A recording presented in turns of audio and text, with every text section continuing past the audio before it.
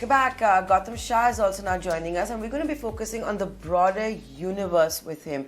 Good morning. So 2020, 2021, decent years for small caps. 2020 was, of course, fantastic.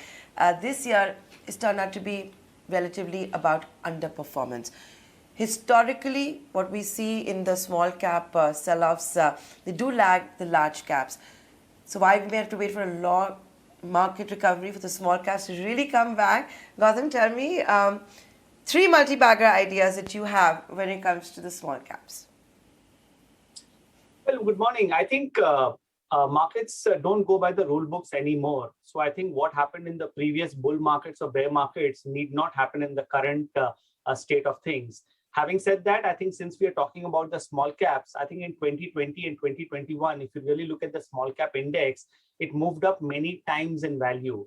And because every action has a reaction, after that massive move that we saw, we had to see some sort of a price correction and time correction, which has beautifully played out in the last 8 months. In fact, 8 months is a pretty decent size time correction that the small caps have gone through. And even if you look at the price correction, they have retraced 38.2% of the entire bull market. So that's a large fall by all standards. However, having said that, the index itself is not a good indicator of how small caps have fared. If you look at it on an average basis, I think the fall has been more than 40%. So it's been very large. So now as things stand, I think we are very comfortable with the small caps. I think the risk reward has got lucrative once again.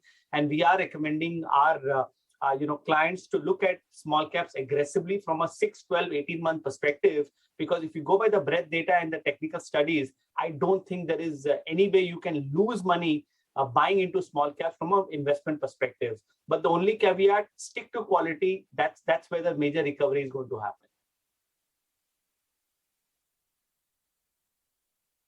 In fact, even in the small cap space, we've always seen in the past is the healthcare stocks, the IT stocks, which have outperformed the rest of the broader universe. So now when you're telling your clients this is a good entry point for small caps given the correction, tell us 2 or 3 stock specific ideas.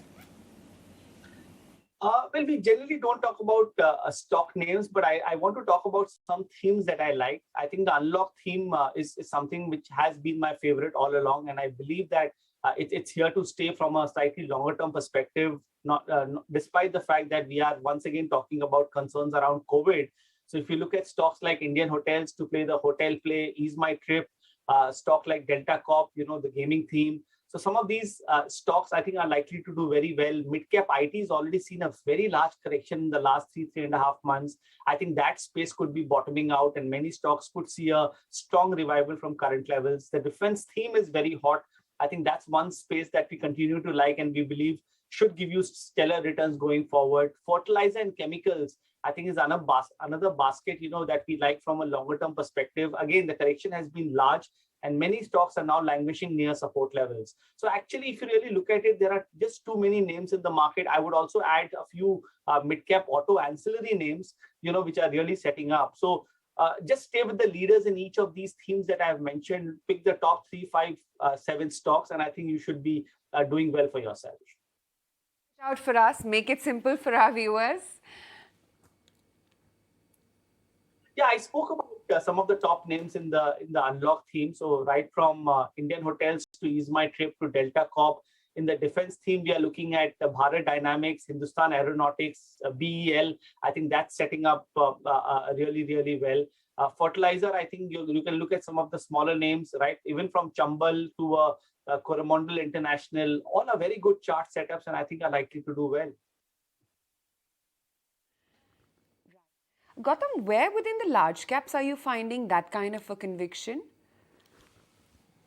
See, I think if you look at the large caps, it's very interestingly placed because the market might be slightly pessimistic on the sentiment front. But if you really look at it on the charts at levels of around 16,350, 16,400, I find a lot of value. And I think the 3 big pockets of the Nifty, which is the banks, the IT space and Reliance, all 3 are setting up well on the charts. I think banks have completed their underperformance and are likely to do very well from here. So I would strongly recommend making some commitments in banks. The IT fall is a little overdone. I think at the recent low, it has found a bottom. So it will do exceedingly well going forward. So that's another space to look at. And Reliance and Bharti to play energy and telecom, as a basket is another space that I like. So I would look at these 5 or 6 stocks, and I would definitely add an ITC to it, which has been my favorite all along. And I expect the stock to move towards 300, 320. So these 6 or 7 names, I think, is where I feel the maximum opportunity lies, and I think they are likely to outperform the Nifty.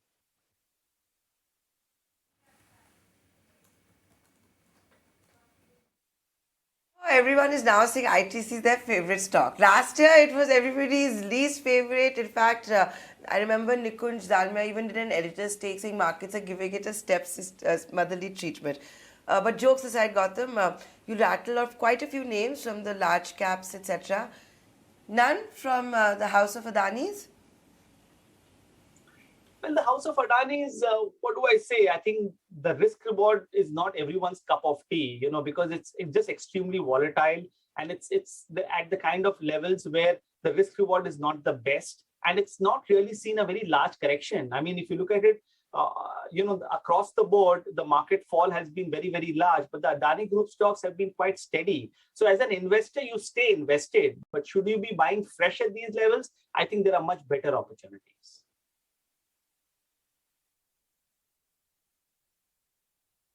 The high PE stocks have, of course, also seen a lot of correction. We had seen in the case of, for example, Jubilant Foodwork. DMart is also down. A stock like Infosys was also flirting with 1400 at one point. Good entry point for these stocks now. Infosys, of course, now back up near 1500. I don't think so. I think apart from Infosys, the other names I would still avoid. I think the market has moved towards value from growth. And I think what has been high PE and what has been riding on the basis of high PE and fundamentals, I think that thesis is not working anymore. And I think there is a lot more room for them to fall. And that's probably the reason, if I have to really compare between these high PE large caps and some of these mid caps and small caps, which are after the recent correction are trading at much greater value, I think the opportunity is much immense there. So what worked in the last 2 years might not work in the next 6 to 12 months. And that's probably the reason I'm saying that stay away from these high flyers. I think there could be more room for correction in there. Question, what's the outlook on metals? Are you sensing any opportunity at these prices? No, I don't. I think metals index topped out at the recent high. We actually put out a bearish view a month back when we saw that the ratio chart of the metals index versus the Nifty had completed a large cycle which started in 2018. And I think there is a lot more room on the downside. So metals and pharma are right at the bottom of our list. We don't recommend taking any sort of positions, whether trading or investment in them. On the other hand, I'm very kicked about FMCG, auto, and the PSU basket. I think these are the 3 segments that could really outperform and could give you stellar returns over the next 1 year. Thanks much, Gautam, for sharing with us your outlook and, of course, being candid enough to give us your top recommendations.